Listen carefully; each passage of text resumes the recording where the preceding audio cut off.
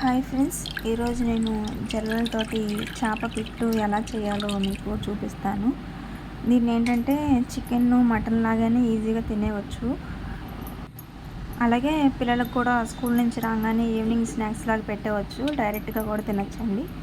ఈ జల్లలకు వచ్చేసి మిడిల్లో ముళ్ళు మాత్రమే ఉండిద్ది, అందుకే మనకి ఇది చేసుకోవడం చాలా సులభం. జల్లలతో పాటు బొచ్చు చేపలను కూడా సొర చేపలను కూడా మనం ఇలా చేసుకోవచ్చండి. ఒక కళాయి తీసుకొని అందులో ఇలాగ ఆవిరి పట్టే ప్లేట్ పెట్టేసుకొని ఇలా చేపలన్నీ దాంట్లో ఇలా పేర్చుకోవాలి. ముందుగా ఈ చేపల్ని ఒక 20 నిమిషాలు ఉప్పు కలిపేసేసి నానబెట్టాలండి. నానబెట్టిన తర్వాత ఇలాగ ఒక కళాయిలో నీళ్ళు పోసుకొని ఆవిరి పెట్టేసుకోవాలి. ఆవిరి కాకుండా డైరెక్ట్గా మనం నీళ్ళల్లో వేసి కూడా ఉడికించవచ్చు. కాకపోతే నీళ్ళల్లో వేసి ఉడికిస్తే అందులో ఉన్న విటమిన్ గుణాలు ఆయిల్, ఫిష్లో ఉండే ఆయిల్ అంతా నీళ్ళలోకి పోతుంది. ఇలాగ మనం ఆవిరి మీద ఉడికించుకుంటే దానిలో ఉన్న న్యూట్రిషన్ అలాగే ఉంటాయండి. కరెక్ట్గా ఒక 15 నుంచి 20 నిమిషాలు ఆవిరి మీద ఉడికించిన తర్వాత మూత తీసి మనం చెక్ చేసుకోవాలి ఉడికిందా లేదా అని. ఇలాగా తుంపితే ఇరిగిపోవాలండి. మన చేత్తో పట్టుకొని చూస్తే మనకు తెలిసిపోద్ది కదండి చేప ఉడికిందో లేదో. అలా ఉడికిపోయిన తర్వాత ఆ ముక్కలన్నిటినీ వేడి మొత్తం చల్లారిపోయే వరకు పక్కన పెట్టుకోవాలండి. చల్లారిపోయిన తర్వాత అందులో ఉన్న ముళ్ళని సపరేట్గా, చేపని సపరేట్గా మొత్తం జాగ్రత్తగా ముళ్ళులు ఏమీ లేకుండా చూసుకోవాలండి. ఎందుకంటే పిల్లలు ఏమీ లేవనుకొని గబాలను తినేస్తారు కాబట్టి ఒక ముళ్ళు కూడా లేకుండా జాగ్రత్తగా మొత్తం అన్నీ సపరేట్ చేసుకోవాలి. ఇలా మొత్తం ఒక ప్లేట్లో వేసుకొని మనకు సరిపడినంత ఉప్పు, కారం, పసుపు, అలాగే ధనియాల పొడి, జీలకర్ర పొడి వేసుకోవాలండి. ఇందులో ఏంటంటే నేను ఇంట్లో ఎప్పుడు చేపల పులుసులు చేసినా ఒక మసాలా వేస్తానండి. జీలకర్ర, ధనియాలు, వెల్లుల్లిపాయ దంచింది అది కూడా ఒక 2 స్పూన్లు వేసానండి.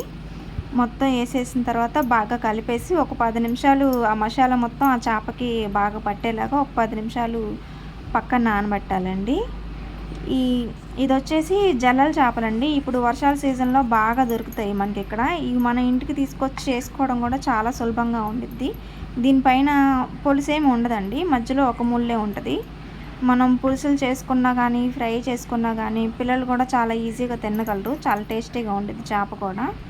ఎవరైనా ట్రై చేయని వాళ్ళు ఉంటే ఇప్పటివరకు ట్రై చేయండి. ఒకవేళ మీలో ఎవరైనా ఇలాగ ఇంతకుముందు ఈ జల్లల చేపలతో పిట్టు చేస్తుంటే చేసామని చెప్పి నాకు కామెంట్లో పెట్టండి. మా ఇంట్లో పిల్లలైతే చేపలు ఎక్కువగా తినరండి, ఎప్పుడు చికెన్ అంటారు. కానీ ఈ రోజుల్లో డాక్టర్లు చికెన్ పిల్లలకి పెట్టకండి, ముఖ్యంగా ఆడపిల్లలకి బాయిలర్ చికెన్స్ అవన్నీ పెట్టొద్దని చెప్తున్నారు. అసలు చేప తెస్తే అమ్మో చేప మాకొద్దు అని అనే పిల్లలు ఇది చేయంగానే అది చేప అనుకోలేదండి. వాళ్ళైతే అసలు మటన్ కైమానే అనుకున్నారు మా పిల్లలైతే. చేప అనేది వాళ్ళకి తెలియదు. వాళ్ళు తినేసిన తర్వాత నేను చెప్పాను అది చేప అని. అంత ఇష్టంగా తిన్నారు. మీ ఇంట్లో కూడా మీ పిల్లలు చేపలు తినము, చేప మాకొద్దు, అందులో ముళ్ళులు ఉంటాయని భయపడేటట్టయితే చక్కగా మీరు ఇలా చేసి పెట్టండి. ఒక ముళ్ళు కూడా ఉండదు ఇందులో. పైగా ఈ జల్లల చేపలకి ముళ్ళులు కూడా ఉండవు. మన చికెన్ రేటుకే వచ్చేస్తాయండి. మన చికెన్ ఎంత ఈ రోజుల్లో చికెన్ కూడా చాలా రేటు ఉంటుంది. ఆ 300 రూపాయలకి మనకి ఇక్కడ 4-5 చేపలు వచ్చేస్తాయండి. మేమైతే మొన్న 8 చేపల వరకు తెచ్చుకున్నామండి. ఈ వర్షాకాలంలో బాగా వస్తాయి. అది మొత్తం కలిపి పక్కన పెట్టుకున్న తర్వాత బాండీలో నూనె వేసుకొని ఆవాలు కొంచెం వేసుకొని, కొంచెం జీలకర్ర, కొంచెం కరివేపాకు ఇలాగా పోపు వేసేసుకొని అందులో మనం ఒక 2 ఉల్లిపాయలు కట్ చేసి వేసుకోవాలండి. ఉల్లిపాయలు కట్ చేసుకొని వేసుకున్న తర్వాత ఉల్లిపాయలు బాగా వేగిపోవాలి. వేగిన తర్వాత కొంచెం అంత అల్లం వెల్లుల్లి పేస్ట్ వేసుకొని బాగా ఎర్రగా మగ్గే వరకు మొత్తం మగ్గిచ్చేసుకోవాలి. ఉల్లిపాయలు బాగా వేగనివ్వాలండి.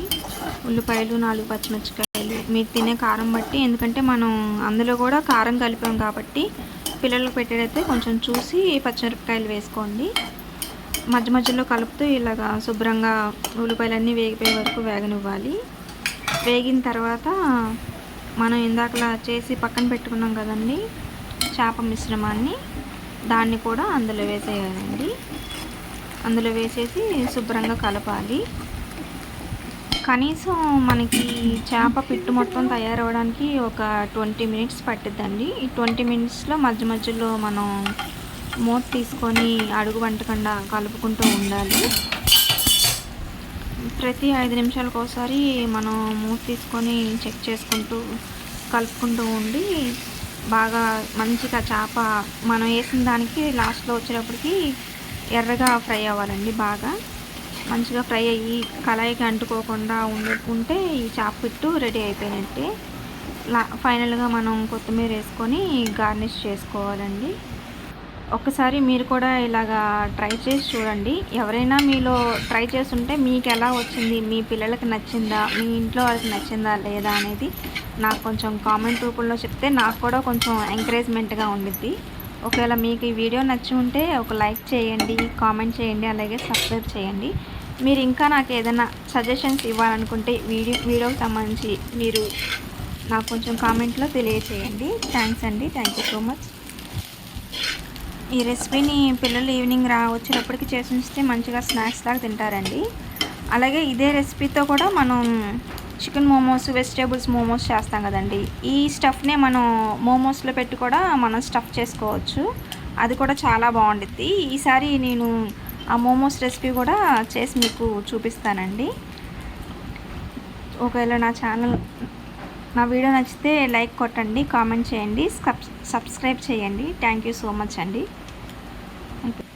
చూశారు కదా ఫ్రెండ్స్, ఇప్పటివరకు ఈ చేపదం అనేది పిప్పి ఆ విధంగా తయారు చేసుకొని చూసాం కదా.